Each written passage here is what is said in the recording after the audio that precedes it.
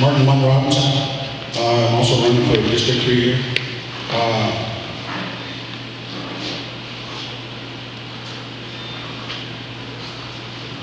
I could actually go over a few items here, but I think I'm going to talk about my community involvement here. It started back in our early 90s when they first did the separation of powers on 79-9 with the council and the housing authority. I served on that board for 8 years. Within that 8 years, I was voted in as a school board member on Prescott 115. And prior to that, I also served on the Johnson O'Malley Committee, chairperson, and also on the LIC, chairperson for years. I'm also a certified firefighter. I'm a first responder. All that requires training. I've also lobbied Washington Impact Aid, Johnson O'Malley. I just want to show that I'm a community member here. I think before you actually step into some kind of role like this, you should have some kind of background and experience in other fields before you take on this endeavor. There's a lot of things that the candidates, respective candidates that talked about here. I'm sure we all could go on with the tribal council, drugs and alcohol, housing, education, a lot of things that we can address that just been bypassed, if not by directors or programs. 30 seconds. Thank you. John Shanabi Molian. Buju Leech Babandijik, Hanin Ajayan in Yandam. Robert Robbie Budro Sr., Indigenous Yaganash Mam. Edash Jauna Ejik in the Gu Ojaboy Mam. Makwa Dude. Kazakhstan, Jamaica, and Dunjaba, Minawa. Gamiswa Wako Pop and I've been out there knocking on hundreds of doors here in District 3, up and down all the way from north from Sugar Bush to south to Onion. I'll be going down to Minneapolis tomorrow. About 90% of the people that I get to see while I'm out there, they talk about wanting change here on the reservation. And you know, that's kind of disheartening when I look out there at this function and only see a handful of people. Come on, people out there in KOJB land, if you want change, you need to come together. Come to these functions, come to these forums. Come to the quarterly meetings, get involved in your community so you can actually make some changes instead of sitting back talking about it. I know I'll have to go to Washington, D.C. and St. Paul on some level to do some lobbying for a reservation, but in the meantime, I'll be right where I belong. As your District 3 representative, I'll be sitting in my office with my door wide open, waiting for folks like you to come in if you need assistance or help in any kind of situation. Always talk about helping out elders. I see a lot of elders who can't afford to eat every day. They have transportation issues. Some elders need to go to physical therapy and don't have rides. If elected, how would you help these issues?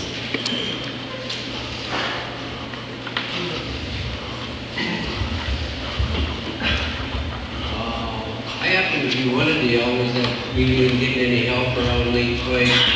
You know, I was promised a well in the septic, and there's nothing being done. Probably,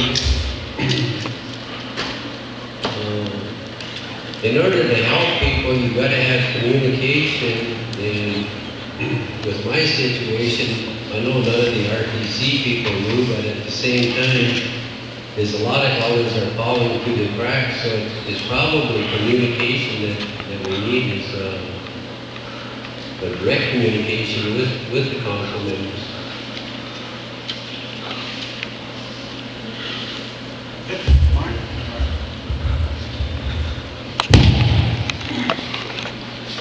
Yeah, the same question.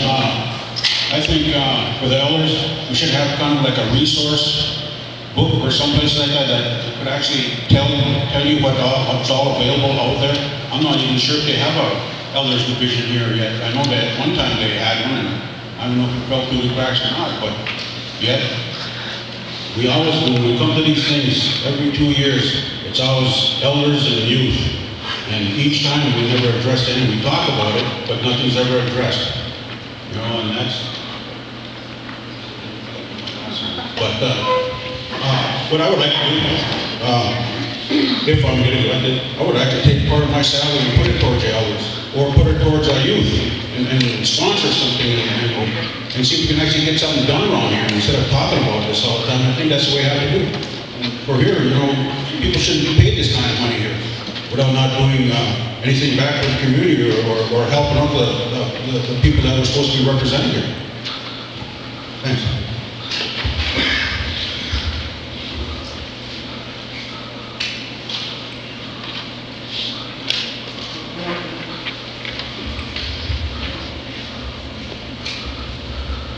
Our next question will go to number 1 and number 7.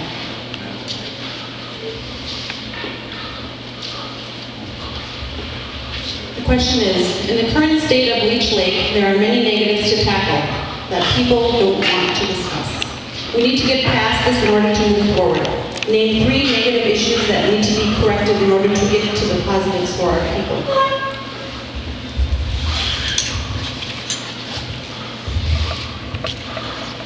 We only get a minute, I can't. Yeah, if you would all state your name before you answer the question. My name is John Johnson. One of the major issues is the negative on drugs. On behalf of that, I would get people held responsible for what they're doing on selling their drugs or taking their drugs, and if they're found guilty in court of law of abuse or selling one way or another, I would start an extreme seminar learning process that they can evolve themselves into the community again, to be accepted, you know, as being a positive for the people, to help others, and not only themselves, but the whole reservation in a whole. Another one is the housing issue. We do have a very bad housing issue, and we do have funding for houses. I see funding for apartment buildings all over the United States, and we go through just like everybody else, and I don't see why we couldn't put up 4 apartment buildings ourselves within the first year of being elected. It needs to be addressed. Your time is up.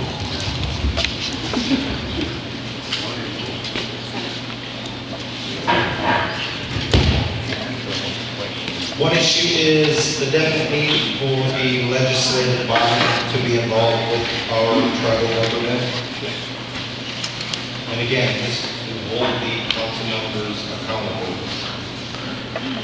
The contact with the LICs to actually gather the community's input is a must. As a representative, that would be your position to meet with these LIC members on a monthly basis.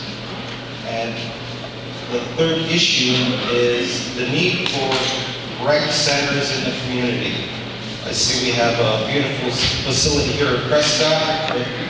I don't see any basketball hoops. Aniwan is in desperate need of a new center where we could keep these kids indoors in a safe environment where they would feel comfortable coming to play. So a lot needs to be done for the youth. Thank you.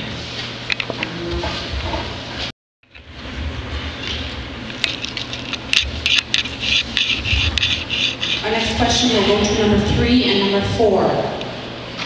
If elected, will you go on record here and now to open up all positions that were appointed and created by past administration to allow all Leech Lake members the chance to apply and interview for these positions that were appointed?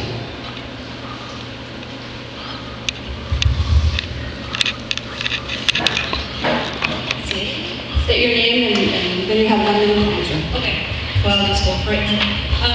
My name is Esther Humphrey, and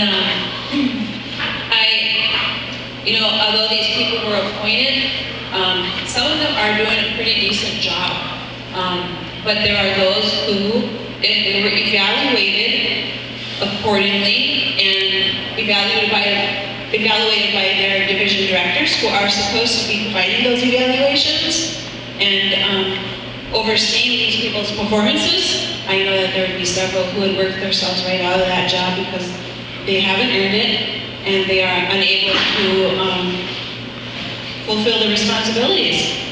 But like I said, some of them are doing decent jobs.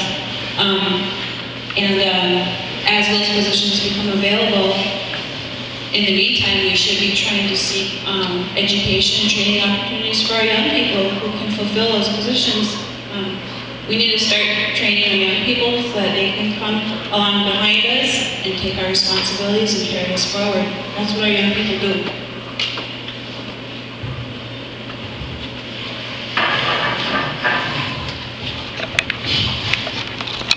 Hi, I'm Mike Gray. That's a perfect question.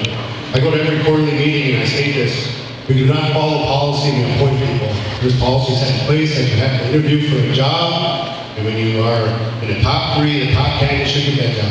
Everybody that is appointed should have to reapply for those jobs, re-interview for all those jobs, because it's not fair to anybody else. Regardless if they're qualified or not, there could be somebody else that's more qualified that can do the job. Some of these people that get these qualifications or get these appointments are political favors. I'm going to vote for you, I'm going to vote for you, so you appoint me to a job. That's the only reason that some of these people get it. There are some people that got appointed that do their jobs perfect. So they should have no fear in interviewing for their job if they're the best one. I've stated this before, we should stop appointing people. You can emergency hire them, but still open up for them to interview. I think by doing this, the council, people really raise heck with them, and this is why. We spend so much money on policies, let's follow them.